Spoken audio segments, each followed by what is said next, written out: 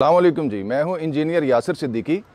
और हम आज सोलर सिस्टम के हवाले से अपनी बात को जारी रखेंगे। मैंने अब तक आपसे सोलर सिस्टम के हवाले से दो ऑप्शंस डिस्कस की हैं।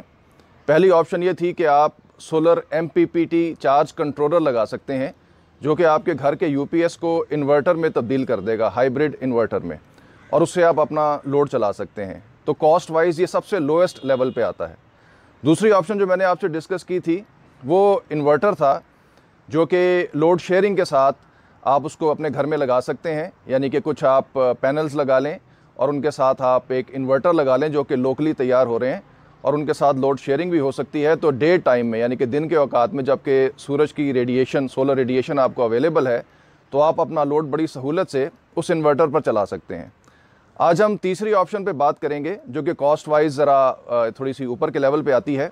और वो है on grid net metering system. On grid net metering system का मतलब ये है कि आप अपने छत पे या किसी भी खुली जगह पे सोलर पैनल्स लगाएं और घर में एक ऐसा या अपने ऑफिस में एक ऐसा इन्वर्टर आप लगाएंगे जो कि ऑन ग्रिड होगा, यानी कि जिसकी कनेक्टिविटी जो है वो ग्रिड के साथ होगी, और आप फिर अपने नेट मीटरिंग का प्रोसेस कंप्लीट करेंगे, जिसके बाद आपको ग्रीन मीटर मिल जाएगा। जब ग्रीन मीटर मिल जाएगा तो क्या होगा कि जो सोलर की जनरेशन है वो एक्सपोर्ट हो सकेगी, यानी कि डे टाइम में आपके घर में या दफ्तर में या फैक्ट्री में, जहाँ पे भी आपने ये सिस्टम लगाया है, तो जितनी आपकी ज़रूरत की बिजली होगी वो आप अपने घर में अपनी जगह पे इस्तेमाल करेंगे, और जो ज़रूरत से ज़ायद जनरेशन होगी वो आप वापडा को एक्सपोर्ट कर देंगे। और जो एक्सपोर्ट आप वापडा को कर रहे होंगे उसके अगेंस्ट रात के औकात में, जबकि आप वापडा से बिजली ले रहे होंगे, ग्रिड से बिजली ले रहे होंगे, तो उस बिजली को आप बैलेंस कर सकते हैं उस एक्सपोर्ट के, यानी कि इंपोर्ट और एक्सपोर्ट जो है वो बैलेंस हो जाएगी, और इस तरह से आप अपने ओवरऑल बिल को ज़ीरो कर सकते हैं, यानी कि आपका बिजली का बिल जो है वो ज़ीरो हो सकता है।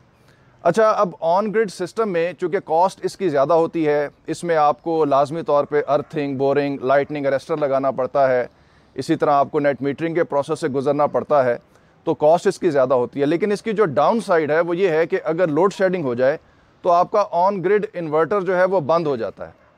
अब ऑन ग्रिड इन्वर्टर बंद अगर हो जाए तो आपके सोलर पैनल्स, यानी कि रेडिएशन जनरेट कर रहे होते हैं, आपके सोलर पैनल्स जो हैं वो बिजली जनरेट कर रहे होते हैं, लेकिन उसको आप घर में इस्तेमाल नहीं कर सकते, यानी कि वो गोया कि ड्रेन में जा रही होती है, सिर्फ इस वजह से कि लोड शेडिंग आवर्स में आपका ऑन ग्रिड इन्वर्टर बंद हो जाता है। तो इसकी वजह से लोगों को बड़ी तकलीफ़ होती है। ख़ास तौर पे बाज़ ऐसे इलाके होते हैं जहाँ पे रूटीन में हफ्ते में एक दिन जो है वो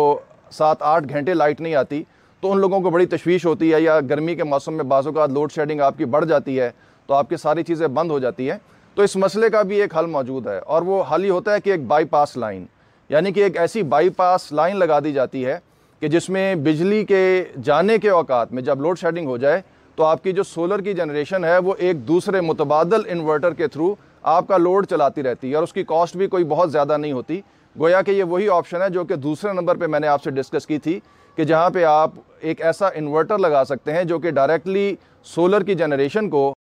नेट मीटरिंग जो है वो जब तक गवर्नमेंट की पॉलिसी इसके फेवर में मौजूद है, आपको ये सहूलत हासिल है, तो ख़ास तौर पे घरों के लिए तो ये बहुत ही बेहतर ऑप्शन है, क्योंकि घरों में बिजली का इस्तेमाल ज़्यादातर रात के औकात में होता है। दिन में वो जो इजाफी बिजली अपने सोलर प्लेटों से जनरेट करेंगे उसको वो एक्सपोर्ट कर सकते हैं, और रात के औकात में जबकि वो अपने एयर कंडीशनर चलाते हैं या और उनका लोड इस्तेमाल हो रहा होता है, तो उस वक्त जो बिजली वो खर्च करेंगे उसको वो दिन की एक्सपोर्ट के साथ बैलेंस कर सकते हैं। तो ये 5 किलोवाट का सिस्टम लगवाएं, 10 किलोवाट का सिस्टम लगवाएं। आजकल जनरली, यानी कि घरों के हिसाब से 8 से 10 किलोवाट का जो सिस्टम है ये बड़ा पॉपुलर सिस्टम है ऑन ग्रिड नेट मीटरिंग के लिए। तो इसके साथ ही मुझे आप इजाज़त दीजिए। अल्लाह हाफिज़।